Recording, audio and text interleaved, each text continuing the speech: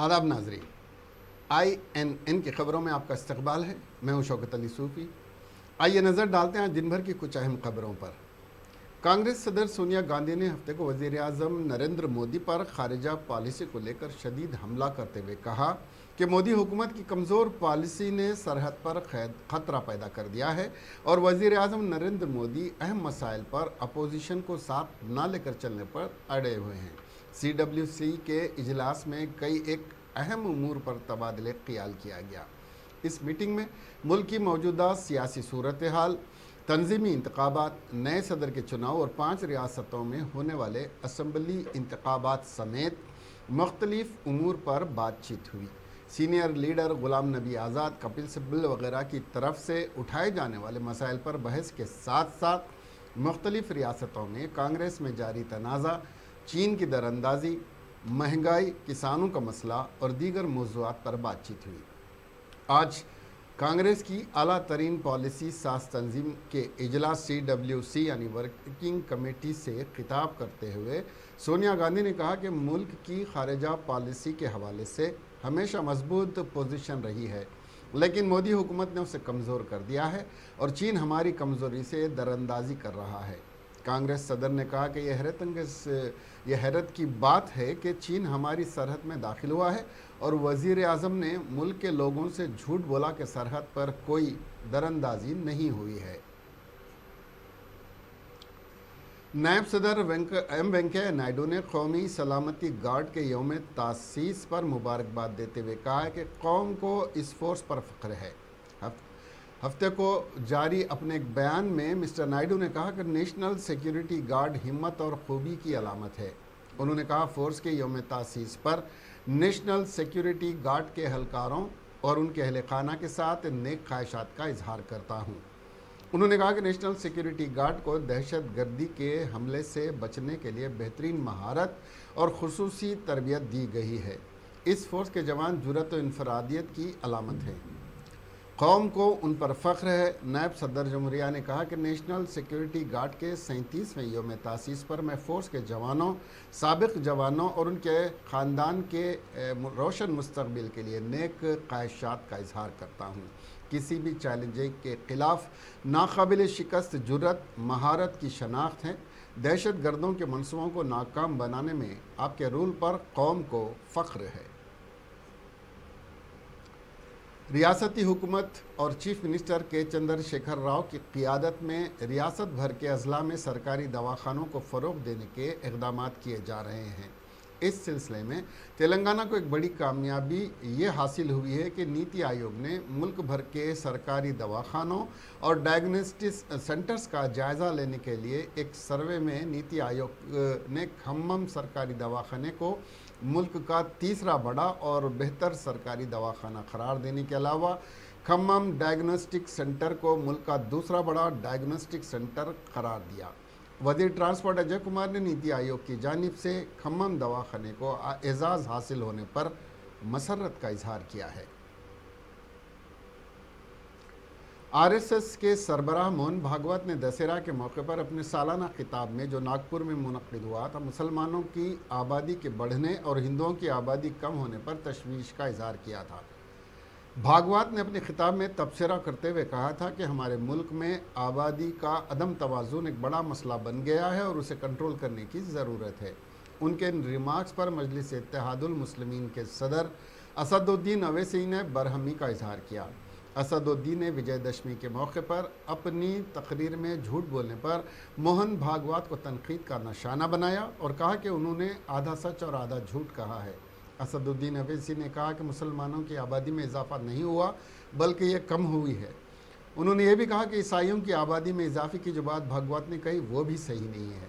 मोहन भागवत का ये बयान कि जम्मू कश्मीर के लोग आर्टिकल 370 की मनसूखी से फ़ायदा उठा रहे हैं वो भी दुरुस्त नहीं है। असदुद्दीन ने तनकीद करते हुए कहा कि कश्मीर में कई शहरी कत्ल कर दिए गए हैं, इंटरनेट बंद है और कई शहरियों की बड़े पैमाने पर गिरफ्तारियां कश्मीर का मामूल बन गई हैं। तेलंगाना राष्ट्र समिति पार्लियामेंट्री कमेटी लेजिस्लेटिव असेंबली और काउंसिल अरकान का मुश्तरका इजलास कल तेलंगाना भवन में वजीर आला व सदर टीआरएस के चंद्रशेखर राव की सदारत में मुनक्किद होगा और कल ही टीआरएस के सदारती इंतखाबात के लिए एलामिया भी जारी किया जाएगा। टीआरएस के 2 साला तंजीमी इंतखाबात 2019 से कोरोना के बायस मुलतवी कर दिए गए थे और अब ये इंतखाबात 25 अक्टूबर को HICC में टीआरएस जनरल बॉडी और प्लीनरी सेशन के दौरान मुनक्किद होगा और वज़ीर आला के चंद्रशेखर राव के ही दोबारा बिला मुकाबला मुंतखब होने का कवी इम्कान है। साबिक वजीर और बीजेपी उम्मीदवार टला राजेंद्र ने अपनी इंतखाबी मुहिम चलाते हुए हुजूराबाद के कई मंडल्स में रोड शो और मुख्तलिफ तंजीमों की जानिब से मुनक्किद की गई मीटिंग्स को मुखातिब करते हुए बताया कि टीआरएस वज़ीर आला के चंद्रशेखर राव ने शिकस्त देने के लिए मुख्तलिफ हरबे इस्तेमाल कर रहे हैं, लेकिन मुझे अपने चाहने वालों पर मुकम्मल एतमाद है कि वो उन साजिशों और हरबों को नाकाम बनाते हुए हमेशा की तरह इस बार भी उन्हें कामयाब करेंगे। उन्होंने हुजूराबाद की आवाम को तयक़ुन दिया कि वह हमेशा और हर लम्हे उनके दरमियान रहते हुए उनकी तरक्की के लिए काम करेंगे।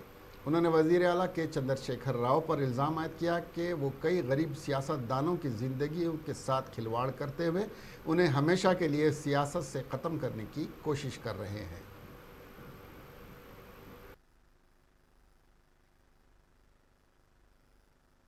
చాలు మా పార్టీలో ఉండాలి, వేరే పార్టీలో ఉండద్దు. ఓటు హక్కు ఉంటే చాలు కేసీఆర్కే ఓటేయాలి, లేకపోతే ఇండ్ల ముందుకు వచ్చి నీకు పెన్షన్ బంద్ పెడతాం, నువ్వు ఆశా వర్కర్ కదా నీ నౌకరి పీకేస్తాం, నీ హార్వెస్టర్ కాగితాలు సీజ్ చేస్తాం, నీ ట్రాక్టర్ కాగితాలు సీజ్ చేస్తాం, నీ ఇంట్లో నువ్వు లిక్కర్ అమ్ముతానో అది బంద్ చేస్తాం, సీఏ పోస్టు బొట్టు పెట్టి ఓట్లాడకపోతే పీకేస్తాం. నువ్వు గిట్ల మొదలైన కదా. అంటే కళ్యాణ లక్ష్మి రాదు, పెన్షన్ రాదు, ఆడబిడ్డలకు వచ్చే వడ్డీ లేని రుణాలు రావు, దళితులకు వచ్చే దళిత బంధు రాదు, రైతులకు ఇచ్చే రైతు బంధు రాదు. నువ్వు గిట్ల మొదలైంది. ఇది నిజమైన నమ్ముతున్నా? మరి మీరు నమ్ముతున్నా? ఈ డబ్బులు కేసీఆర్ భూములు అమ్మిస్తున్నాడా? ఎవరిస్తారు? మనకు సొమ్ము ఎక్కడి నుంచి వచ్చింది తెలుసా మీకు? ఇవాళ నా కొత్తపల్లి ఆడబిడ్డలు ఒక అగ్గిపెట్టె కొన్నా, ఒక సబ్బు బిల్ల కొన్నా, ఒక చీర కొన్నా, ఒక టీవీ కొన్నా, పన్నులు కడతారు. పన్నులు ఇవాళ ఒక సీసాల మీద పేద ప్రజలు సీసాల మీద సాయంత్రం పూట కొనుక్కునే సీసాల మీద కట్టే పద్ధతి తెలుసా? సంవత్సరానికి 30,000 కోట్ల రూపాయలు కడతాం. 30,000 కోట్ల రూపాయలు కడతాం. అంటే రోజుకు 90 కోట్ల రూపాయలు, రోజుకు 90 కోట్ల రూపాయలు ఒక లిక్కర్ మీద కడతాం మనం. నీకు తెలుసా ఈ కళ్యాణ లక్ష్మి ఎంత ఖర్చు అవుతుందో? 1,500 కోట్లు. त्योहारों के मौके पर जश्न मनाना, मस्ती करना, मैनोशी करना आम बात है और दशहरा जैसे खुशी के मौके पर मैनोशी करने में ज़्यादा जोश दिखाया जाता है। तेलंगाना में कोरोना मामलों में मुसलसल कमी देखी जा रही है। ऐसे में समाजी फासला और दीगर कोरोना के रहनुमायाना उसूलों पर सख्ती से अमल करने की ज़रूरत न महसूस करते हुए लोगों ने दशहरा त्यौहार को रिवायती जोश व खरोश के साथ मनाया और पिछले कुछ दिनों से शराब की फ़रोख्त में ज़बरदस्त इजाफा कर दिया। 15 अक्टूबर को एक ही दिन में शराब की फ़रोख्त में तेज़ी से इजाफा हुआ और एक ही दिन में तेलंगाना में 150 करोड़ की शराब फ़रोख्त हुई। महकमा एक्साइज ने बताया कि गुज़िश्ता चंद दिनों में बेर की फ़रोख्त में 53% इजाफा दर्ज किया गया और इसमें मज़ीद इजाफा मुतवक्को है। पिछले एक साल में शराब की फ़रोख्त में ज़बरदस्त इजाफा देखा गया। गुज़िश्ता साल दशहरे के सीज़न से 2021 के दशहरे में शराब की फ़रोख्त में ज़बरदस्त इजाफा हुआ है।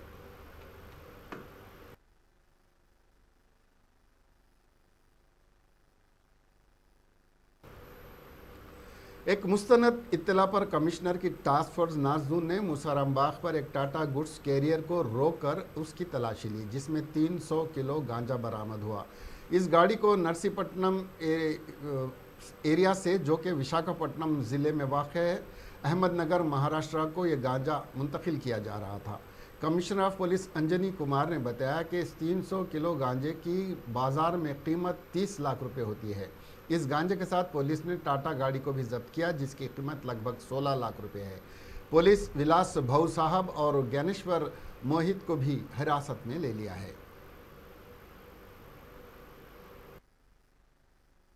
పిల్ఫరేజ్ పాయింట్స్ ఉన్నాయి. సపోజ్ ఒక ఢాబాలో లారీ పార్కింగ్ టైంలో కొంతమంది లోకల్ పర్సన్ కి ఇన్వాల్వ్మెంట్ ద్వారా ప్రతి ట్రిప్ లో పిల్ఫరేజ్ కూడా జరుగుతుంది. ఇదే పిల్ఫరేజ్ ప్రోడక్ట్ హైదరాబాద్ కి వస్తుంది. ఇక్కడ చెక్ పోస్ట్ కార్డ్ అడిగితే మేము అన్లోడ్ చేసిపోతున్నాం అని చెప్తారు. का ऑपरेशन है. इसमें एक DCM टाटा व्हीकल जो इसके पहले भी लगभग 6 बार ट्रांसपोर्टेशन में यूज हुआ था और ये ट्रांसपोर्टेशन आंध्रा नरसीपट्टनम से शुरू होता है और विजयवाड़ा होते हुए हैदराबाद, जहीराबाद, वहां से अहमदनगर महाराष्ट्र में जाता है और हर ट्रिप में लगभग 200 से 400 केजी गांजा का ट्रांसपोर्टेशन होता है. तो आज जो ये ऑपरेशन में 2 लोगों की गिरफ्तारी हुई और जिनके पास से लगभग 30 लाख का गांजा रिकवर हुआ, जो कि 10 बैग में थे लगभग 300 केजी. ये दोनों ऑफेंडर्स के नाम हैं विलास भाव साहेब धोंकाने, एज 33 इयर्स, और ये ड्राइवर कम ओनर है गाड़ी का. ओरिजिनली औरंगाबाद का रहने वाला, महाराष्ट्र स्टेट. और दूसरा ध्यानेश्वर मोहिते 26 ईयर एज है और ये भी अहमदनगर महाराष्ट्र का रहने वाला है. इनका एक अकॉम्प्लिस है विलास भाऊ साहब, जो कि एक नोटोरियस इंटर स्टेट गांजा पेडलर है. इन लोगों का काम है कि नक्कापल्ली क्रॉस रोड, वहां से जो कि तुनी के पास है, वहां से ये लोग शुरू करते हैं और फाइनल डेस्टिनेशन महाराष्ट्र में. उनके पास से 2 सेलफोन की भी रिकवरी हुई है, जिसका एनालिसिस हमारी टेक्निकल टीम कर रहे हैं. और ऐसे मौके पे कुछ लोग जो बहुत छोटे पैसे के लिए का ऑपरेशन है. इसमें एक DCM तेलंगाना प्रदेश कांग्रेस कमेटी कारगुजार सदर और रुकन असम्बली टी जग्गारेड्डी ने संगारेड्डी के अवाम से वादा किया कि वो संगारेड्डी के करीब 40,000 अवाम को ज़ाती घर और ज़मीन के प्लाट फराहम करने तक सुकून से नहीं रहेंगे. जग्गारेड्डी आज संगारेड्डी में दशहरे के बड़ी तकरीब से खिताब करते हुए कहा कि उन्होंने संगारेड्डी में मेडिकल कॉलेज के क़याम के लिए जद्दोजहद के दौरान 12 मुकदमात में माखूज किए गए हैं, लेकिन वो पुलिस से हिरासानी के बावजूद अपोजिशन रुकन असम्बली की हैसियत से मेडिकल कॉलेज के क़याम तक सुकून की सांस नहीं ली. जग्गारेड्डी ने अवाम से वादा किया कि वो संगारेड्डी ता जहीराबाद 4 लाइन सड़क की तामीर और मांजरा और सिंगूर के लिए कलेश्वरम प्रोजेक्ट पानी के हुसूल तक खामोश नहीं रहेंगे, ताकि संगारेड्डी के अवाम को पीने का पानी और ज़राअत के लिए पानी दस्तयाब हो जाए.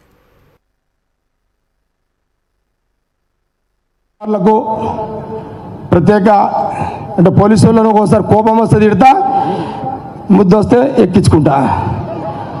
నాయి 2 ఉన్నాయి. కోపం వస్తే లక్ష్మీ అవతారమే. ఇప్పుడు చాలా కష్టపడి డిఎస్పీలు, సిఐలు, ఎస్ఐలు, కానిస్టేబుల్స్ పాపం వాళ్ళ భార్య పిల్లలు పండుగలు ఉన్నా సరే వాళ్ళందరూ ఫుల్ డ్యూటీలో పనిచేసేందుకు యావత్ పోలీస్ యంత్రాంగానికి కృతజ్ఞతలు తెలియజేస్తూ, పోలీసు వాళ్ళని ఎప్పటికీ మెచ్చుకోరు, ఎప్పటికీ తిట్టరు. అది వాళ్ళకి శాపం, అది పోలీసు వాళ్ళకి అదిగా. కాబట్టి ఈరోజు మనకు సేవ చేస్తున్నందుకు నేను వాళ్ళందరినీ మెచ్చుకుంటూ వాళ్ళకి కృతజ్ఞత తెలియజేస్తున్నా. అమ్మ అందరికీ, నా అన్నదమ్ములకు, మీ అందరికీ కూడా, నా తమ్ముళ్ళకు, అన్నలకు, అక్కజళ్ళందరూ కూడా పేరు పేరున మళ్ళొక్కసారి శుభాకాంక్షలు తెలియజేస్తూ అందరూ కూడా చల్లగా ఉండాలి, బాగుండాలని కోరుకుంటూ, అంశంలో ప్రైవేట్ కంపెనీలలో నేను మాట ఇచ్చినా ఇప్పటికి నడుస్తున్నది ఆఫీస్లో రామ్నగర్లో నా పిలిచి మీ పిల్లల బయోడేటాలు ఇవ్వండి, కంపెనీల నుంచి మీకు పిల్లలకు ఫోన్లు వస్తాయి. ఆ ఒక్క ప్రయత్నం చేయండి. లేదు నువ్వే ఫారాలు తీసుకోపోతే నా తోడు కాదు. शहर हैदराबाद के कई इलाकों में गनत चमक के साथ धुआंधार बारिश का सिलसिला शुरू हो गया है। बारिश की वजह से सड़कों पर पानी जमा हो गया और बाज़ मकामात पर ट्रैफिक की आमदरफ्त में भी रुकावट की इत्तलात मिली हैं। वाज़ेह है कि मगरबी व वस्ती खलीज बंगाल में हवा के कम दबाव के इलाके के ज़ेर असर तेलंगाना के कई अजला में हफ्ते की सुबह से बारिश का सिलसिला जारी है। आदिलाबाद, मंचरियाल, कुमरम भीम, आसिफाबाद, निज़ामाबाद, करीमनगर, खम्मम और भद्रादरी, कोत्तागुड़म शदीद बारिश की लपेट में हैं। वहाँ पर शदीद बारिश हो रही है। महकमे मौसमियात ने पहले ही कहा था कि हफ्ते को अजला में शदीद बारिश का इम्कान है। इस दौरान महकमे मौसमियात ने आंध्र प्रदेश और तेलंगाना समेत बाज़ रियासतों में आज ज़बरदस्त बारिश की पेश क़यासी की है। महकमे मौसमियात की जानिब से जारी करदा वेदर बुलेटिन में बताया गया कि रियासत उड़ीसा में येलो अलर्ट जारी किया गया है। तेलंगाना के साथ साथ आंध्र प्रदेश और केरला में भी बारिश हो रही है।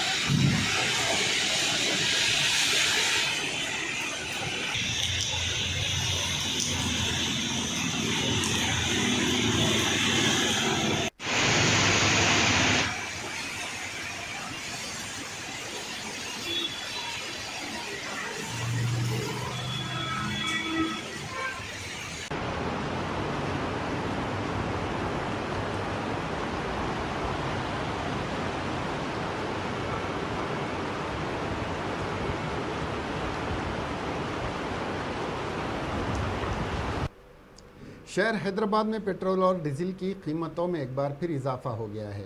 1 लीटर पेट्रोल पर 36 पैसे का इजाफा हुआ है, जबकि डीजल पर 39 पैसे का इजाफा दर्ज किया गया, जिसके बाद तेलंगाना के दारुल हुकूमत हैदराबाद में पेट्रोल की कीमत 109 रुपये 73 पैसे तक पहुंच गई है, जबकि डीजल की कीमत 102 रुपये 80 पैसे तक जा पहुंची है। रोज़ बरोज़ पेट्रोलियम अशिया की कीमतों में इजाफे पर आम आदमी ने तशवीश का इजहार करते हुए कहा है कि इस इजाफे ने उनकी कमर तोड़कर रख दी है। 2 दिन कबल TSRTC के मैनेजिंग डायरेक्टर VC सज्जनार ने जोबली बस स्टैंड और महात्मा गांधी बस स्टैंड पर मुसाफिरों की सहूलियात का जायज़ा लिया था। बस स्टैंड पर मुसाफिरीन ने यहां पर स्टॉल्स में ज़्यादा कीमतें वसूल करने की शिकायत की थी, जिस पर VC सज्जनार ने इन स्टॉल होल्डर्स को वार्निंग दी थी कि MRP से ज़्यादा कीमत वसूल की गई तो उनके खिलाफ कार्रवाई की जाएगी। साथ ही उन्होंने मुसाफिरीन को मशवरा दिया था कि स्टॉल होल्डर्स मनमानी कीमतें वसूल करते हैं तो डिपो मैनेजर से इसकी शिकायत करें। चुनाचे मैनेजिंग डायरेक्टर सज्जनार ने अपने ट्विटर हैंडल के ज़रिए बताया कि बार बार इंतबाह देने के बावजूद बस स्टैंड में शॉप मालिकीन की जानिब से फ़रोख्त किए जाने वाले अशिया की MRP से ज़्यादा कीमत वसूल करने पर जुर्माना आयद करने की रसीद भी पोस्ट उन्होंने की है। MGBS स्टॉल नंबर 10 पर यह जुर्माना आयद किया गया है। 1000 रुपये उनको ज़्यादा कीमत लेने पर जुर्माना लगाया गया है।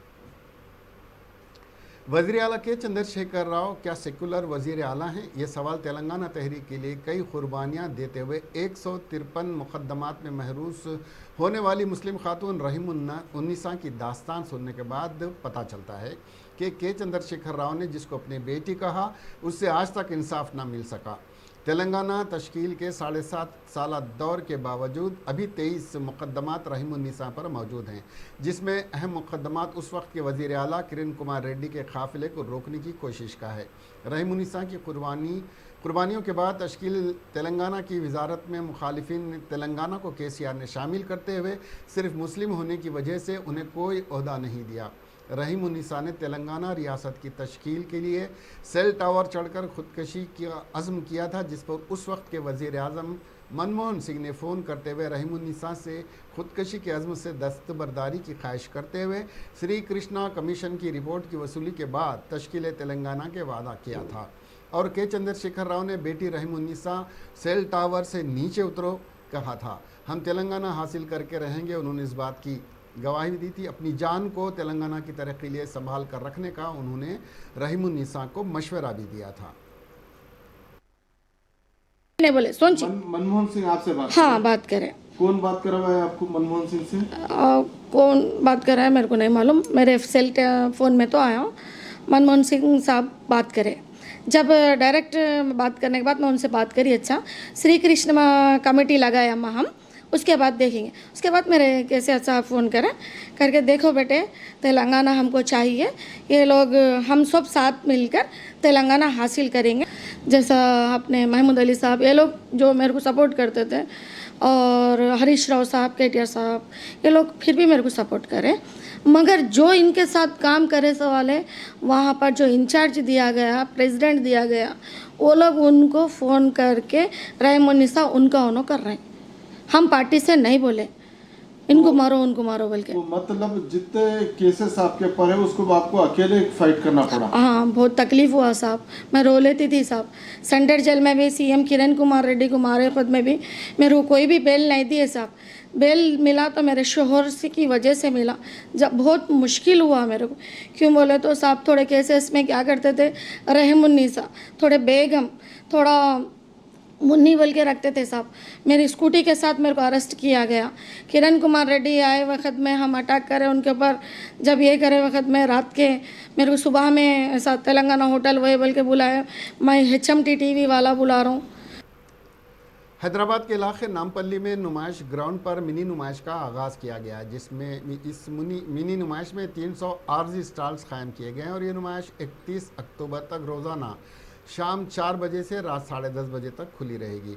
All India industrial exhibition society के ज़ेर एहतमाम ये मिनी नुमाइश 20 दिन तक जारी रहेगी। इस नुमाइश में दाखिला फ़ीस 25 रुपये रखी गई है। नुमाइश के मुंतज़मीन ने कहा कि मिनी नुमाइश में आने वाले हर शख्स के लिए मास्क का इस्तेमाल करना लाजमी होगा। दाखिली रास्ते पर सैनिटाइज़र दस्तयाब किए जा रहे हैं और हर एक शख्स की डिजिटल थर्मामीटर से जांच के बाद ही अंदर जाने की इजाज़त दी जाएगी। कोरोना के मामलों से सारी दुनिया में खौफ व हिरास फैला हुआ था और हर कोई इस वबाई मर्ज से डरा हुआ था और सहमा हुआ था, क्योंकि ये बात मशहूर हो गई थी कि चिमगादड़ों के ज़रिए कोरोना फैला था। लोग चिमगादड़ों को देखकर डर रहे थे और अपने घरों में चिमगादड़ों को घुसने नहीं दे रहे थे और चिमगादड़ों को नहुसत की अलामत समझ रहे थे। चिमगादड़ों से वैसे भी भारत में काफ़ी लोग डरते हैं, लेकिन नेल्लूर ज़िले सैयदापुरम मंडल के गांव पन्नासा रेड्डी पल्ली के लोग चिमगादड़ को अपने लिए खुशकिस्मत और खुशबख्ती की अलामत समझ रहे हैं और उन्हें अपने लिए देवताओं की तरह समझ रहे हैं। गांव वाले कहते हैं कि चिमगादड़ों ने उन्हें कोरोना जैसे वबाई मर्ज से बचाया है। इन चिमगादड़ों की वजह से कोरोना उनके गांव में दाखिल नहीं हुआ, वो ऐसा मानते हैं। वो ऐसा मानते हैं कि गांव में चिमगादड़ों की कसरत है। गांव में बाहर से आने वाले अफराद इतनी तादाद में चिमगादड़ों को देखकर हैरान रह जाते हैं, जबकि गांव वाले उन्हें देवी देवताओं की तरह मानते हैं और उन्हें पूछते हैं और कहते हैं कि चिमगादड़ उनके लिए खुशकिस्मती की अलामत है। उनकी वजह से गांव में किसी को भी कोरोना नहीं हुआ है। एक हैरानकुन वाक़े में एक 4 दिन का बच्चा गुंटूर जनरल हॉस्पिटल से लापता हो गया है। तफसीलात के मुताबिक ये बच्चा अपने नाना नानी के साथ सोया हुआ था। 4 दिन कबल प्रियंका नामी खातून ने इस बच्चे को जन्म दिया था। प्रियंका सो गई तो शीरखार रोने लगा तो उसकी नानी उसे वार्ड से बाहर ले गई और उसे अपने पास सुला लिया। ताहम जब वो बेदार हुई तो बच्चा उसके पास नहीं था। उसने सोचा शायद उसकी बेटी बच्चे को वार्ड में ले गई होगी, लेकिन जब वो वार्ड में गई तो बच्चा वहाँ भी नहीं था। बच्चे की गुमशुदगी की तस्दीक होने के बाद उन्होंने पुलिस कोत्तापेट में शिकायत दर्ज करवाई। पुलिस ने अस्पताल के CCTV फुटेज की जांच की तो पता चला एक खातून और एक मर्द वार्ड में दाखिल हुए थे। पुलिस को शुबा है कि उन्होंने ही बच्चे को अगवा किया होगा। पुलिस ने एक मामला दर्ज रजिस्टर कर लिया है और तहकीकात का आगाज़ कर दिया है। हैदराबाद में एक शख्स ने इमारत की 18वीं मंजिल से छलांग लगा दी। जुमा की शाम में पेश आए इस वाक़े में हैदराबाद के इलाके कोकटपल्ली में हाउसिंग बोर्ड कॉलोनी में एक शख्स इमारत की 18वीं मंजिल से छलांग लगा दी। जिसकी शनाख्त 25 साला भूपति नायडू के तौर पर हुई है। कारपोरेट ऑफिस की इस इमारत की 17वीं मंजिल पर एक सर्विस सेंटर में खिदमात अंजाम देने वाले शख्स से मुलाकात के लिए शख्स वहां पहुंचा था। पुलिस ने शुबा जाहिर किया कि नायडू किसी मसले पर परेशान होकर खुदकशी की होगी। नायडू ने इमारत की 18वीं मंजिल पर एक कमरे की खुली खिड़की से छलांग लगा दी, जिसकी वजह से मौके पर ही उसकी मौत वाक़ हो गई। सिक्योरिटी गार्ड ने ज़मीन पर लाश देखने के बाद पुलिस को इत्तला दी। साथ ही पैरामेडिकल स्टाफ ने मौके पर पहुंचकर जांच करते हुए उसे मुर्दा करार दिया। पुलिस ने केस दर्ज करते हुए कार्रवाई का आगाज़ कर दिया। खुदकशी की वजह अभी मालूम नहीं हो सकी है। निज़ामाबाद ज़िले के पिरकिट के करीब एक कार डिवाइडर से टकरा गई, जिसके नतीजे में एक खातून जाँ बहक हो गई। तफसीलात के मुताबिक आदिलाबाद ज़िले के इचोड़ा से ताल्लुक़ रखने वाले आमिर अली फॉर्चूनर कार में हैदराबाद आ रहे थे कि उनकी कार पिरकिट के पास डिवाइडर से टकरा गई। इस हादसे में अस्मा नामी खातून मौके पर ही दम तोड़ गई। हादसे में आमिर अली ज़ख्मी हो गए। मज़ीद तफसीलात मालूम नहीं हो सकी। नक्सली तंजीम सीपीआई माविस्ट ने उत्तर प्रदेश लखीमपुर खीरी में एहतजाज करने वाले किसानों को कुचलने के वाक़े के खिलाफ 17 अक्टूबर को उत्तर प्रदेश, बिहार, झारखंड, शुमाली छत्तीसगढ़ में बंद का ऐलान किया है। सीपीआई माविस्ट की लेटर हेड पर तंजीम के तर्जुमान मानस की तरफ से जारी एक प्रेस नोट में बताया गया है कि ज़रूरी खिदमात जैसे पानी, अद्वियात, एम्बुलेंस, फायर स्क्वाड वगैरह को बंद से आज़ाद रखा गया है। यहाँ झारखंड, बिहार दोनों रियासतों की पुलिस ने नक्सलियों की तरफ से बंद के ऐलान के हवाले से खुसूसी अलर्ट जारी किया है। झारखंड पुलिस हेडक्वार्टर से कहा गया है कि वो ज़िलाई पुलिस को चौकसी बरकरार रखने के लिए कहें, हाईवे पर खुसूसी पेट्रोलिंग टीमें तैनात करें और नक्सल से मुतासरा कमज़ोर इलाक़ों में इजाफी सिक्योरिटी फोर्सेस की तैनाती को यकीनी बनाने की हिदायत जारी की गई है। दरियासा रेलवे पुलिस ने नक्सल से मुतासरा इलाक़ों से गुजरने वाले रेलवे सेक्शनों की निगरानी में भी इजाफा किया है। माजी में नक्सलियों की तरफ से बुलाए गए बंद के दौरान रेलवे पटरियों को निशाना बनाने के कई वाक़यात हो चुके हैं। इंटेलिजेंस ब्यूरो ने झारखंड के अजला की पुलिस को भी चौकस रहने को कहा है। हालिया दिनों में झारखंड, छत्तीसगढ़ के जंगलात में नक्सलियों का खतरा एक बार फिर शिद्दत इख्तियार किया गया है।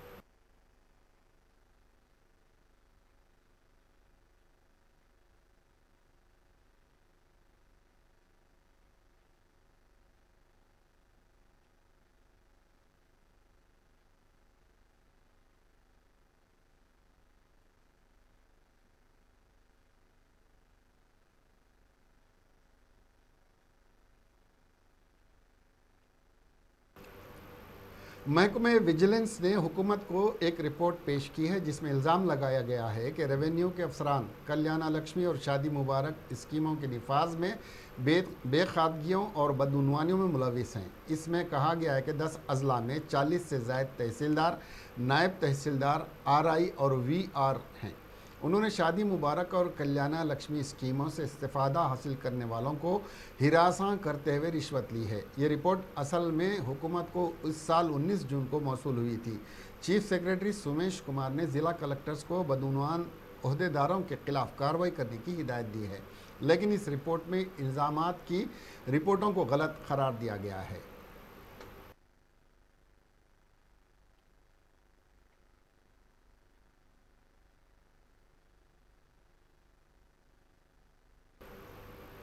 हिंदी फिल्मों की मशहूर अदाकारा बेगम फ़र्रुख जाफ़र जुमा को इंतकाल कर गई। उनका 89 साल की उम्र में लखनऊ में इंतकाल हो गया। बेगम फ़र्रुख जाफ़र ने अपने किरदार को रेखा स्टार फिल्म तक उमराव जान से लेकर अमिताभ बच्चन स्टार गुलाबो सिताबो खूबसूरती से पेश करके लोगों को मुतासिर किया है। उन्हें आज शाम को सुपुर्द खाक किया गया। बेगम फ़र्रुख जाफ़र की वफ़ात की खबर उनके नवासे ने दी है। उन्होंने बताया कि उनकी नानी का जुमा यानी 15 अक्टूबर को गुमती नगर के खुसूसी ब्लॉक में उनकी रिहाइशगाह पर ब्रेन स्ट्रोक की वजह से इंतकाल हो गया। शेख अहमद के मुताबिक उन्हें हफ्ते की सुबह 10 बजे ऐशबाग में वाक़ कब्रिस्तान में सुपुर्द खाक किया गया। ब्रेन स्ट्रोक की वजह से इंतकाल कर गई बेगम फ़र्रुख 15 अक्टूबर को लखनऊ के सहारा अस्पताल में दाखिल कराया गया था। उन्हें ब्रेन स्ट्रोक हुआ था, जिसके बाद उन्हें अस्पताल में दाखिल कराया गया। अस्पताल में दाखिल होने के दौरान उनके फेफड़ों में भी इन्फेक्शन हो गया था। उसके साथ ही उन्हें सांस लेने में भी दिक्कत हुई और सर्दी और ज़ुकाम जैसे मसाइल से वो जूझी। फिल्म फेयर अवार्ड से भी उन्हें नवाजा जा चुका है।